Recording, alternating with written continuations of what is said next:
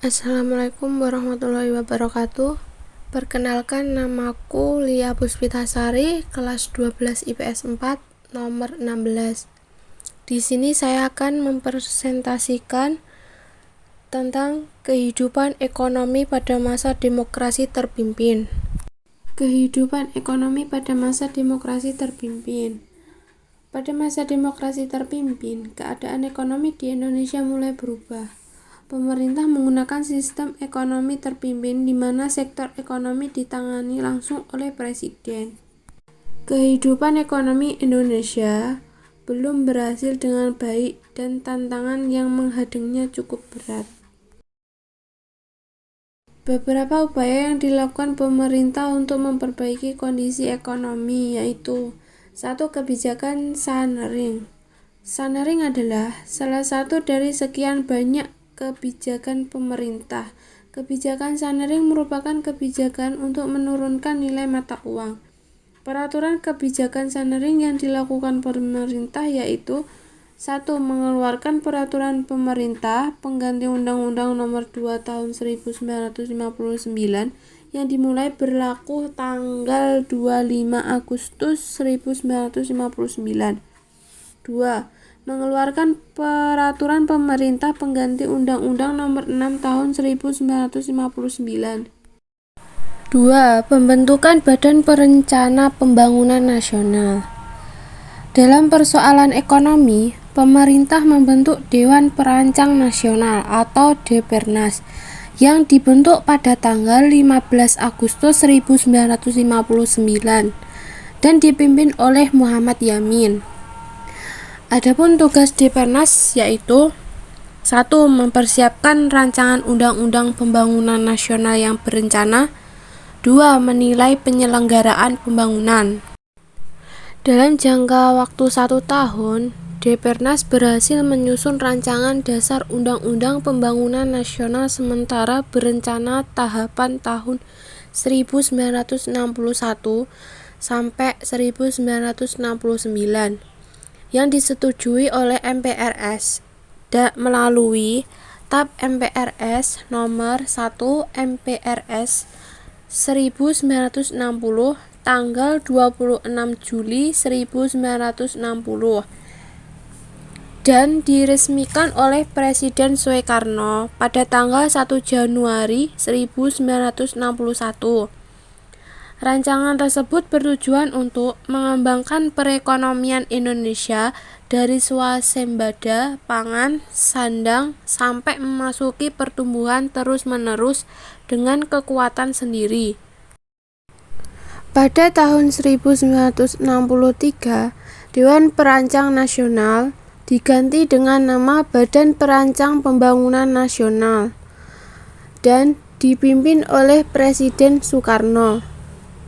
Adapun tugas Bapenas yaitu: 1. Menyusun rancangan pembangunan jangka panjang dan jangka pendek, baik nasional maupun daerah. 2.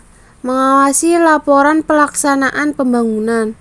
3. Menyiapkan dan menilai mandataris untuk MPRS. 3. Melaksanakan pembangunan nasional. Dalam pembangunan tersebut terjadi latar belakang deklarasi ekonomi yaitu: 1. Berbagai peraturan dikeluarkan pemerintah untuk mendorong ekspor. 2. Sulitnya memperoleh bantuan modal dan tenaga dari luar negeri.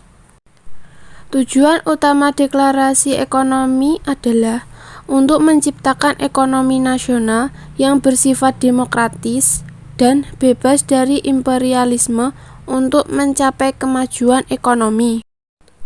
Deklarasi ekonomi itu kemudian disusul dengan peraturan pelaksanaan pada tanggal 6 Mei 1963 yang lebih dikenal dengan Peraturan 26 Mei.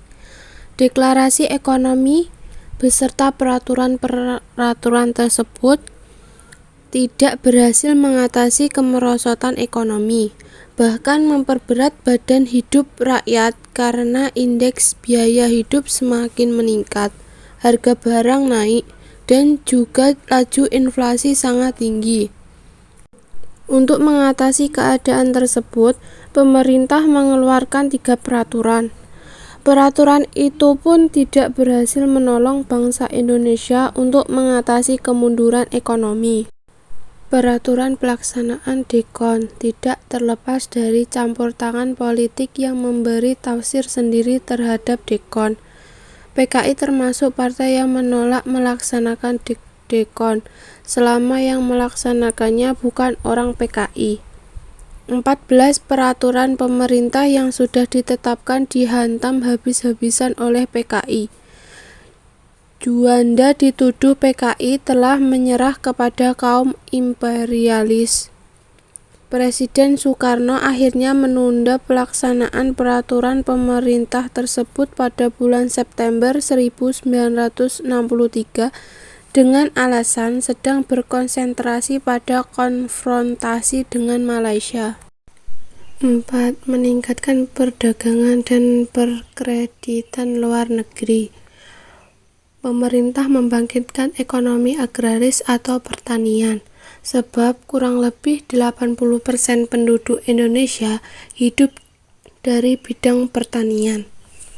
Hasil pertanian tersebut diekspor untuk memperoleh devisa yang selanjutnya digunakan untuk mengimpor berbagai bahan baku atau barang konsumsi yang belum dihasilkan di Indonesia. Jika tidak mampu memperoleh keuntungan, Indonesia akan mencari bantuan berupa kredit luar negeri. Hal tersebut dilakukan guna memenuhi biaya impor dan memenuhi kebutuhan masyarakat di dalam negeri, sehingga Indonesia mampu memperbesar komoditi ekspor. Dari ekspor tersebut, maka akan digunakan untuk membayar utang luar negeri dan untuk kepentingan dalam negeri. Dengan bantuan kredit tersebut, membuka jalan bagi perdagangan dari negara yang memberikan pinjaman kepada Indonesia. Sekian dari saya. Terima kasih atas perhatiannya. Semoga bermanfaat untuk kalian. Kurang lebihnya saya minta maaf.